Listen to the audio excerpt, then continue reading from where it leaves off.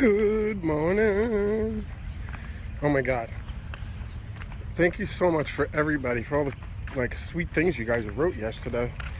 I just thought I was going to do some walking. You guys really made me feel like I provided value. That makes my heart feel good. Makes my heart feel so good. So I had a couple really good questions. I just want to get people thinking. Because the answer is in you. You just got to think about it sometimes. So like always, I got a lot of questions about the actual tool, the walking stick, the timing, all of those wonderful things, which are super, super important. But a lot of people miss this one thing. So remember, the dog has behavior problems because of things he's learned and some of the things he comes with genetically. So think about it this way. When people try to focus so much on the tool, I think about this famous Ray Hunt quote where he says, as soon as I use a tool, I'm trying to get rid of it. So for me, the tool just overcomes an obstacle in that moment. It helps me. I'm thinking about changing the whole relationship, the environment, understanding what the dog is confused about. So if I'm using a walking stick or I'm using anything in the moment, it's just to make me more powerful. So that's why I say as soon as I use it, I'm trying to get rid of it. Because in that moment, I want this. That's mine. So, the tool will help you in that moment empower yourself. But in the long term, you got to really take care of the deeper core issues. Right? They'll give you strategies like life coach stuff. They give you strategies in the beginning. And once you create good patterns and you get going, then you can start working on the deep stuff. So don't think so much about the tool. Think about everything else in the relationship. Think about the things you really don't want to give up. Self-awareness is your most powerful tool. Why are you using that leash? Is it because you want to have the snuggle session? Why is your dog lunging? Is it because it makes you so happy to take him out and play ball? Regardless, even deep inside, if you think that some of the stuff I'm making says that makes sense, that he might actually be chasing that dog because of the ball. So take your time and slow down. That's what I have to do and remind myself. That's words for me, not for you, but for me. And teach each piece, each step. What is it supposed to look like and feel like? A wise old dog trainer once said to me, if your client is changing things in their life because of their dog, they got a problem. Right? You can't have people over, all that stuff. So look at the things in your life you want to accomplish with your dogs and see if you're moving in that direction right now. What fits into your life? I wrote an article a little while ago about my dogs have terrible leash manners. Well, that's because their lives are completely different than most dogs. They live at a daycare. They help rehabilitate dogs all day. And they're using their brains does she have terrible leash manners? We're walking all around. This whole time I've been making all these videos, she's been walking, but if I was somebody that didn't have that other part, there's definitely things I would work on head on. Right? Some of them would be holding space when somebody walks up. Right, Keita likes. So I would work on, when we got up to a place, just stopping more like this and having the environment be overwhelming. Stay still. We don't practice stay away from dogs on the leash enough. So if there was a dog tied up right there on that corner, she'd probably go in and smell because that's what she normally does, and that's dog. So on leash, we don't practice a lot of that. So these are the things I would be looking at and saying, okay, how can I teach my dog that? And then you can start thinking about the whole environment as tools. Okay, if I had a thing here, if I had the dog like this, right? The whole environment is the tool. And you got to use it to and your job is to create the environment that helps the dog balance himself out, settle himself down. Little story for you.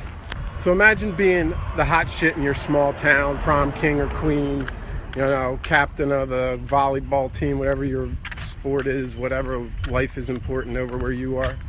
And then all of a sudden we drop you off in New York because you want to be a model. Is that environment going to change you? all the skills that you've learned, are they going to help you? We'll find out. We'll put you through the experiments. Get on the subway. Do you know how to hustle? Right? That city will eat you alive, but you have to look at the skills that are important for you and set it up appropriately. So what you would find out quick is you're going to go from special snowflake from your small town to the environment being a little overwhelming, and it's going to balance you right out, make you humble. Or you're going to be that good and be a superstar anyway. And then you wouldn't need me as a dog trainer. But seriously, look at all the life skills you need. And if you have questions, this is what when I say send me a question. Hey guys, I was thinking what you said about life skills. Well, I really want to take my dog to the bank, because when we go to the bank, then I go to the office. But when I park in the parking lot, she barks at everybody, and that embarrasses me. That's honesty. Embarrassment. That's what it is. Oh, Gracie and Maya are here. We'll talk more about this a little bit later. But it's human stuff, right? So if you have a question about, hey, how would I work through that? Send me a message. I love videos. Send me a video. I'll video you back.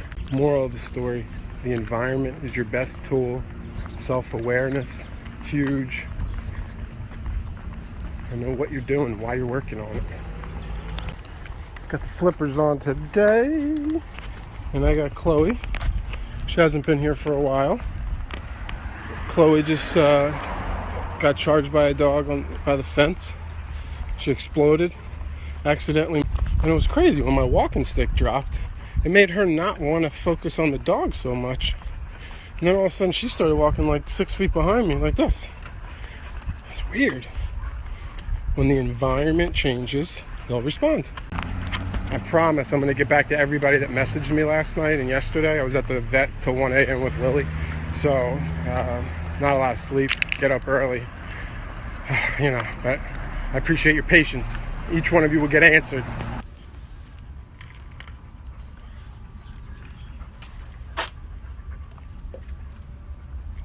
Waiting for Malcolm. Rolling mad heads in the dome piece. Right, yo?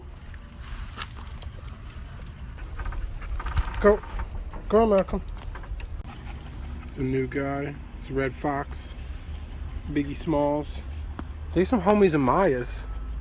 Maya be knowing these cats. You know these cats, don't you, man? Well, when you don't see Maya here, this is who she hanging with. These are he peeps. So red fox is a little timid. So when I went to mess with the leash, you see that right away? Boom. You see how that space? So I took this rock and I just put it down on the ground. As soon as she went up to smell it, I just switched out the leash. As soon as he settles down, Maya's going to do a shakedown with him. Boy, look at these, same size. They are going to have some fun today. You know it's hot when we got to spray down twice. And it's not just because we got the dope rapper Biggie Smalls here. Or the hot comedian Red Fox. It's because it's like 100 degrees out here in LA today.